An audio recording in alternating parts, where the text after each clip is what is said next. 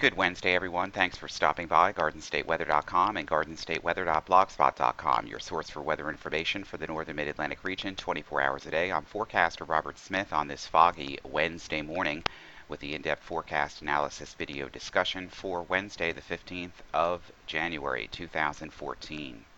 Dense fog advisories are in effect for the Hudson Valley, all of southeastern Connecticut, all of New York, Long Island, northern New Jersey, into eastern Pennsylvania, the Philadelphia metropolitan area, all the way down to the northern Delmarva until 9 a.m. this morning. We have dense fog and some icy pavements this morning, and also some ice on cars this morning as well, where temperatures under clear skies overnight drop to below freezing.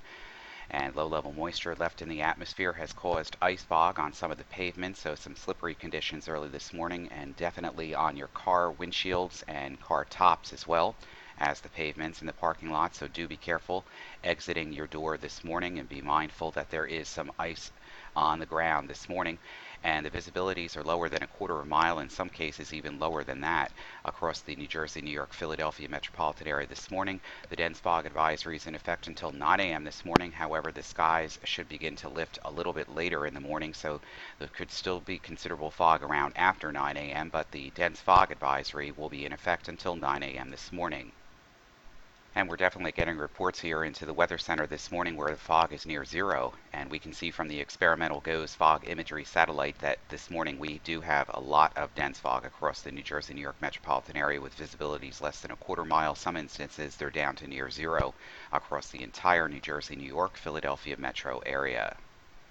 As a result of this, we do have some advisories here from the airports here. We have low visibilities at Newark, and they're experiencing delays in Philadelphia's International Airport by at least 24 minutes this morning out of Philadelphia.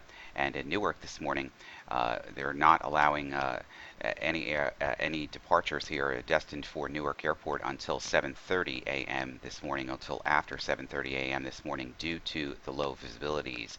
So their flights are being delayed in Philadelphia and in the Newark vicinity by at least 24 or 25 minutes. Morning surface map for the New Jersey, New York, Philadelphia metropolitan area this morning shows that temperatures are at or below freezing across northwestern New Jersey into the Poconos, where skies are clear, but there is quite a lot of obscuration due to the fog, with visibilities less than a quarter of a mile, in some cases down to near zero.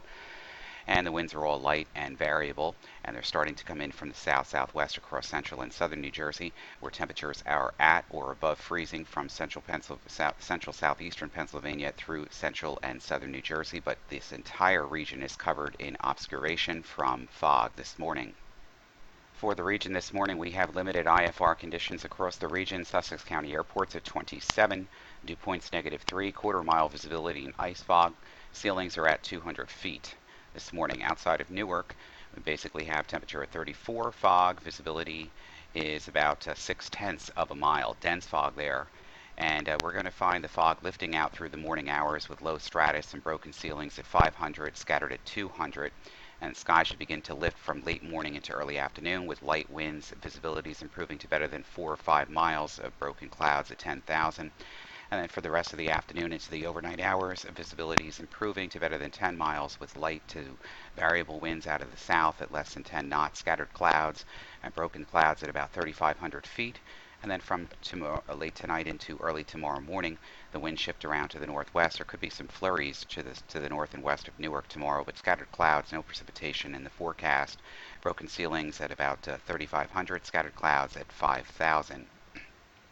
Philadelphia this morning, temperature 36, visibility a quarter of a mile in dense fog, overcast conditions at 200 feet. The dense fog and quarter mile visibility and ice fog this morning, lifting into the late morning and early afternoon hours with the wind shifting to the southwest, very light. Broken ceilings at 400 to 900 feet from late this afternoon. The southwest winds at 10 miles per hour, broken ceilings at 2,000. And by late tonight into early tomorrow morning, northwest winds at about 10 knots as a frontal system moves through the region. Broken ceilings at 6,000. Basically VFR conditions outside of MVFR and IFR conditions early this morning. Latest radar mosaic this morning shows the disturbance here across the Great Lakes moving into southeastern Canada with a trailing cold front here. Some light snow across central Pennsylvania down through the Ohio River Valley. This front will be approaching the region. Could be some light snow showers or even some light flurries across the areas, especially north of 80 and around Interstate 80 and north of 78 tomorrow morning as this front moves through, with some cold air advection building in, some lapse rates and some moisture in the mid and lower levels of the atmosphere could get some flurries to ring out across the region. Elevations probably higher than 1,000 feet would see some coating of snow on the ground. Latest water vapor this morning on the national viewpoint here shows the low pressure system moving into the Great Lakes and southeastern Canada with a trailing cold front now stretching from western New York State down through the Tennessee River Valley. This will be approaching and passing through the region overnight tonight as weak high pressure begins to build in across the region. Latest water vapor overlaid with the vorticity maximums as the trough deepens across the Great Lakes into the central and middle Mississippi Valley today. We have different spokes of energy moving through the flow and diving south and east. This low here across the Great Lakes will head towards the St. Lawrence River Valley, dragging a cold front through the region, slowing it up just a little bit as it approaches the east coast during tomorrow. And as a result, this low pressure area here and a vortmax slipping south towards the base of the trough will initiate low pressure off the mid-Atlantic coast, but this should be far enough to the north and east of the region not to provide us with any appreciable precipitation tomorrow. There could be some flurries and light snow across the Poconos into northwestern New Jersey, perhaps the Hudson River Valley early tomorrow morning, and then skies will begin to clear off. GFS 500 millibar heights, winds, and absolute vorticity through the region as we go through the forecast period over the next several days. Here's our mean trough here across the Great Lakes, carving out into the central Mississippi and Tennessee River Valley area. There's different spokes of energy here to the north and west as this mean trough slides to the south and east, with vorticity maximums driving south across this as this reaches the Great Lakes region during the day on Thursday. Spokes of energy driving out and carving out a new trough access through the Great Lakes and the Tennessee River Valley through the region during the day on Friday.